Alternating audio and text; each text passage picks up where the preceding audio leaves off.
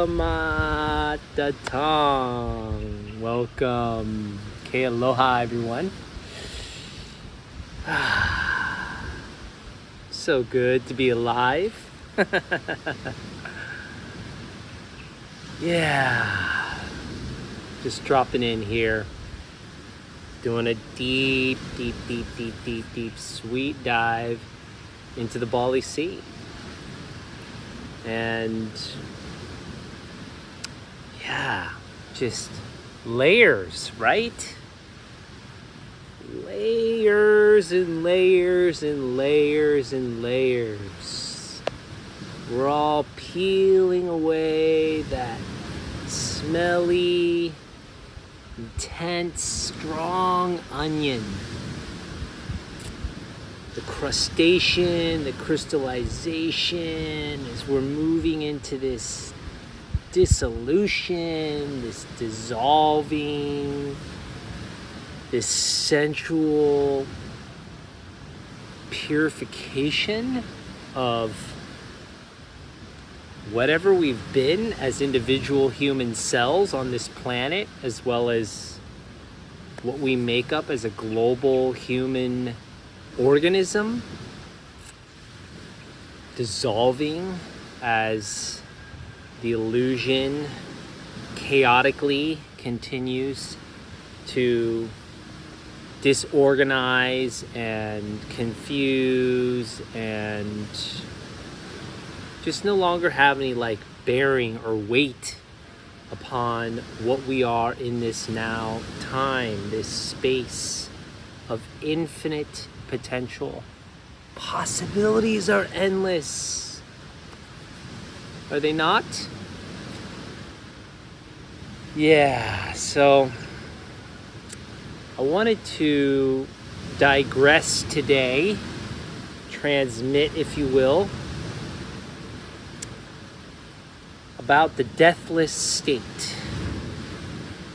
So one of my inner GURUs, one of my inner gurus, who has attained the deathless state, has been coming to me in my deeper states of awareness around speaking around this topic of attaining this immortalization of the subatomic particles of our sensual innerology, expanded nature. And yet primordially, we are human. We are basic. We are simple. We are connected. All of us, all around this planet, even if right now we're feeling super alone, super just in our process, super just in our full death, the illusion of death. What is death anyways? What is death for you? For most people, it's the great unknown. It's the great release, right? I've had many experiences of death and life and rebirth. And I have to say that death is just a breath. We inhale, we exhale. Right there's life in that inhale, and there's death in that exhale. And the more that we can get into that circadian rhythm every single nanosecond of our waking day, in our dreamless and dream time, and move into this rhythm, this cycle of waking, dreaming, death, life, rebirth, we realize that all of these cycles are just cycles within cycles within cycles. And it's not actually a death that we are achieving, that we are having to push away or struggle because our identity, everything we've created as this formless form is now going back into the formlessness. When we talk about death, we talk about life. Because if we haven't allowed ourselves to die to everything that we've been, right? The behaviors, the swings of the mood, the the belief systems, the habits, the addictions, everything that we have that makes up the thought patterns that we put our attention to in our waking hours, and even in our non-waking hours when we're going into the dream time, we still have thoughts. We have to take full, infinite, immortal, beloved responsibility for our death. That's why so many ancient cultures, from Egypt to Tibet to many other ancient civilizations, ancient ways of endearing themselves to this concept of impermanence. And I've talked about this topic a lot. And I will probably never stop talking about this subject. When we move into the greatest Tantra, and for me, Tantra is that we have this ability in this moment to become one with nothing, and we have in this ability in this moment to become one with everything in this now space. And so when we move from death into this state of infinite connection to everything through the nothingness, we start to realize the deathless state, meaning that there's less death. And then all of a sudden, we can celebrate life. And this is why so many ancient cultures, and even ones like Tibetan Buddhism, which I've been hanging out with monks, and I've been one myself for a long time, there's truly just this emptiness, this magnetic emptiness. And in that spontaneous liberation of the moment, there's so much freedom. There's so much laughter without having to laugh. There's so much celebration without even having to externally celebrate. There's so much joy without having to make our joy known to everyone around us. And I think in this moment of time, you're listening to me because the deathless state is so relevant right now. And obviously, someone like the great Maha Avatar Babaji has achieved this and has made a commitment to be present for all beings, especially humans on the surface of the planet, to come into this incredible Tantra of the immortal beloved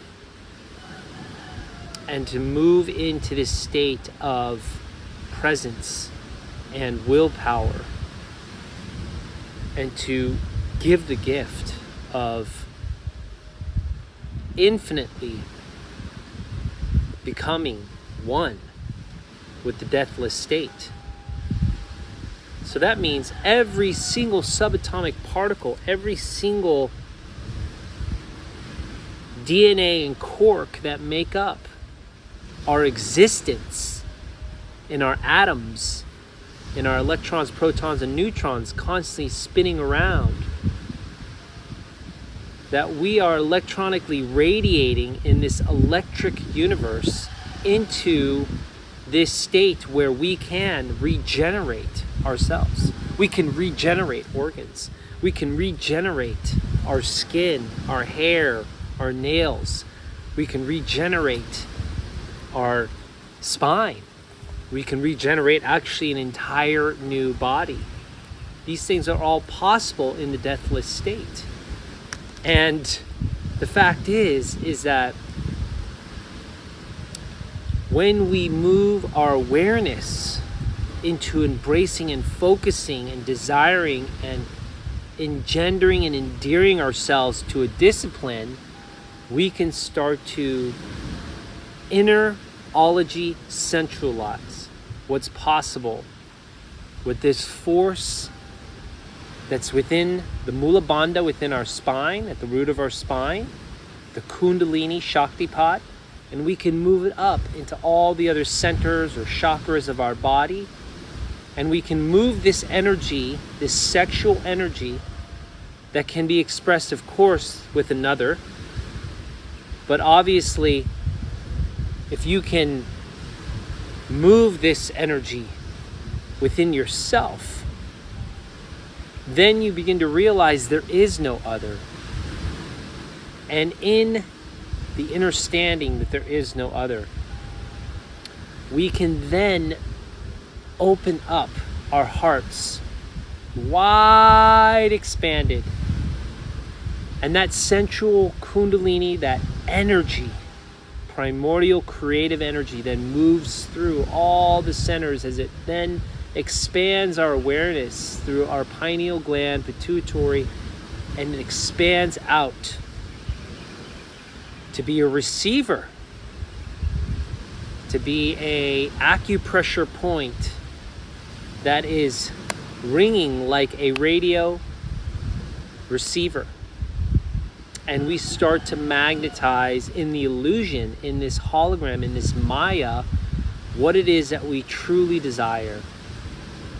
And yeah, of course, in your journey to attain the deathless state, you can actualize riches and wealth and beautiful men or beautiful women in relationship, children, family. In the East, they call this the grahasta lifestyle. You can the householder lifestyle. You can magnetize what it is that so many people right now are still desiring, still trying to secure themselves, move beyond survival, and move into this state where they can feel great about being comfortable. But what if you choose a path that's not comfortable?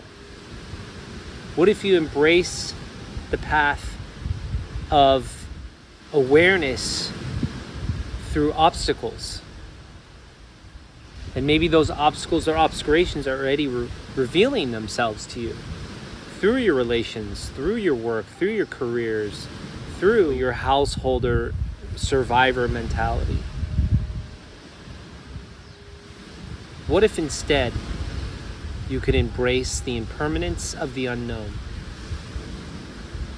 What if instead you could choose to decide that this one life is a life where you can attain total moksha, total liberation from samsara, from the wheel of cause and effect, of constantly coming back into a body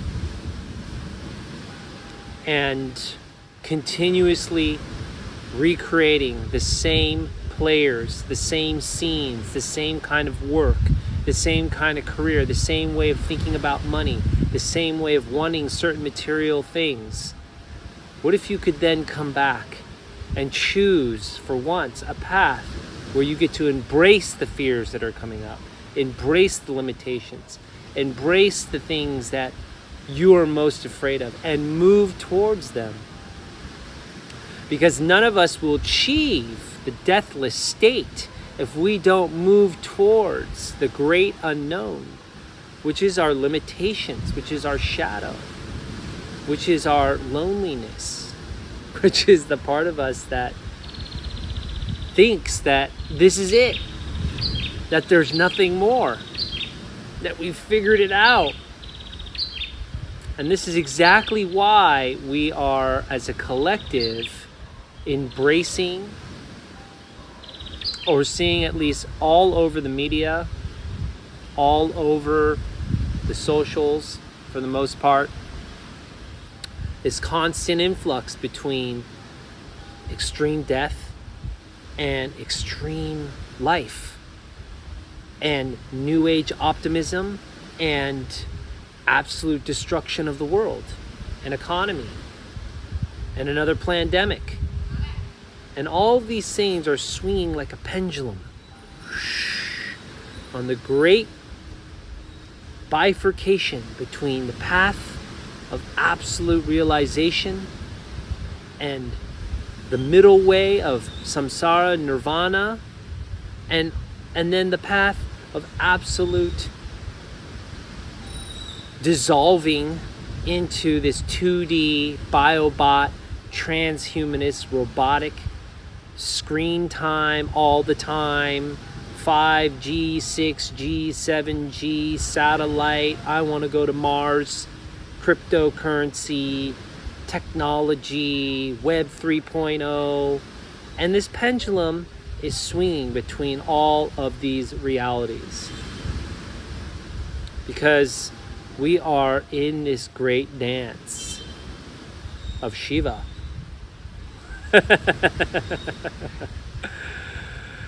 You know, Shiva and Parvati are big here in the island of the gods. And yeah, it is like a dance, you know? It is the great dance of life and death. And I would love to just end today's transmission on the deathless state with this story. My Rinpoche, Choja Rinpoche,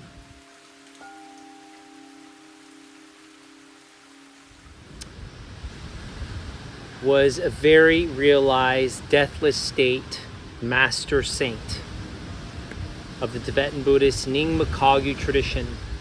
And I learned the essentials of the deathless state through deep adherence to the Ngondro practices of Dzogchen.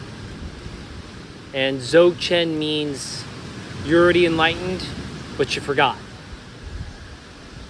It's the highest tantric teaching of Vajrayana Tibetan Buddhism. And one of the stories that I'd like to share today about the deathless state is that Rinpoche was always very humbly revealing himself for who he truly was, because his belief systems were so based on multidimensional awareness and consciousness that at the time I was just a basic chela, a basic student at the time, very young to the path of the Dharma, path of self-realization. And I remember one time he was telling us about his lineage and that it stemmed all the way back to Milarepa, one of Tibet's famous yogi saints, who embraced death by first killing the evil ones of his village that destroyed his village and hurt some of his family members. But in that retaliation, he then became evil. He became vindictive, and in that process, he had to then alleviate his karma through many different trials and tribulations to attain moksha, to attain liberation. And so Rinpoche tracked his lineage all the way back to Milarepa. And he would tell us that primordial consciousness never dies, and that he was the 6th Choja Rinpoche, and the 5th Choja Rinpoche, when he was giving his teachings in the West, was still in the East. So if you can imagine that part of your consciousness is still in your last body, because if you believe in reincarnation like I do, and like here in Bali, there's the total system and culture is based on reincarnation and karma, cause and effect. So that already propels the lifestyle, the way everyone interacts with each other in a certain fashion. Just like Nepal and India, But if you can imagine that Rinpoche's fifth life, and in this life it was his sixth life as a Choje, even though he was teaching in the West in his sixth incarnation, his fifth incarnation was still in the East, about 50 kilometers from the Chinese border in northern India, in the state of Ladakh, in the high Himalayas, in his Gompa, with his monks and his nuns. And he would tell us that his fifth incarnation, he left part of his conscious awareness in it, to the point where he'd still be sitting in total samadhi, total self-realization, and how he would give approval or disapproval on what the monks and nuns were doing on a daily basis or on a weekly, monthly basis, making sure they were doing their due diligence, their practices, adhering to their disciplines, continuing to maintain the monastic way of life, is that the head monk and the head nun would come and sit with Rinpoche's fifth incarnation in this deathless state. And they would sit in meditation and receive answers, because when Rinpoche's eyes were open, because my practices were always eyes wide open meditation. You embrace the deathless state as the full throttle of the five sensory world as it is. And so when his eyes were open, everything was okay. And yet, if his eyes were closed, when they were sitting with him, it meant that there was something wrong, or whatever they were seeking, whatever answer they were seeking, it was they were doing something that was not in alignment. And that's how we would answer, eyes open or eyes closed. Yes, no, yes, no, yes, no.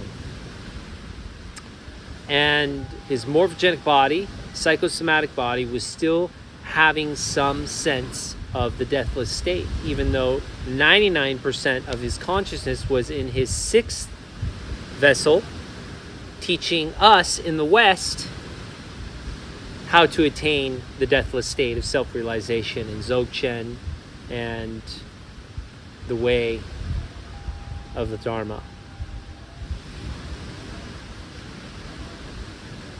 So this story is being shared because in my life,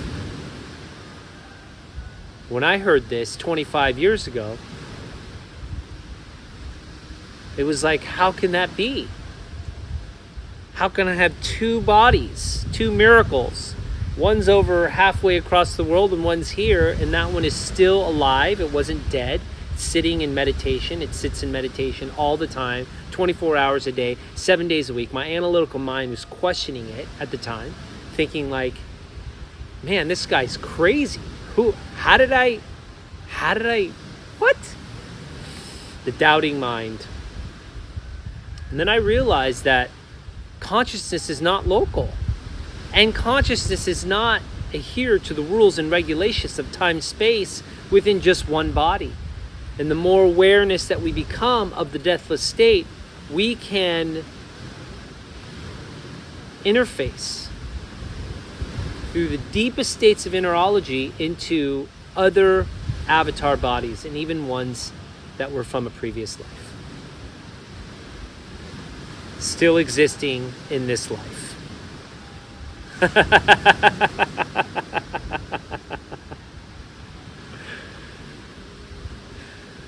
If we can master the elemental energies within our bodies, if we can establish the connection to the Kriyas and move the energy, these sacred locks, move this energy into a greater connection and service with the intelligence of all that is, from base survival into co-creating with all of existence in every single now space, in the moment of time, right here, divinely now, then we can generate this deathless state And then all of a sudden life is a celebration. Life is filled with so much inner peace, no matter what is going on around you, no matter the stresses and the strains. And this is the funnel that we are going through as we move through the end of this year of 2022. And it truly is a funnel because we're all being pushed. All around the planet, we are being pushed through this funnel. And so we're either ahead of the game and way ahead of the energy that's pushing us, and we're streaming right through, and we're flowing right through, and we're enjoying and celebrating the deathless state, or we are being completely crunched right now. We are falling, we are breaking, we are bending, we are being destroyed. And it is my greatest desire that we can get ahead of the push and the shove and move with grace and with incredible empowerment and wisdom and great love way ahead, so that we are on the other side of the deathless state funnel and we can move into what's possible for humanity and be an example of this collective self-realization that is being asked of all of us. And to master the moment, you have to embrace the deathless state. So I invite you into this still point. I invite you to embrace your death so that you can truly live and thrive and enjoy existence wherever you are. And I look forward to sharing more soon. Suksamam Wali, blessings and aloha from the island of the gods.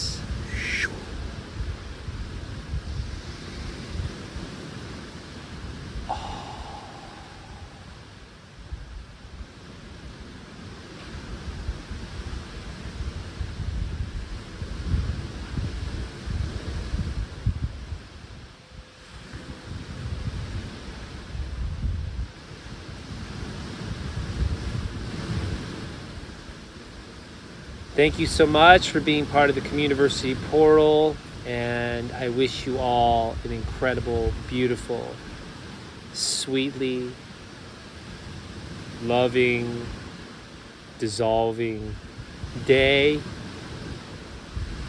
or a nourishing night.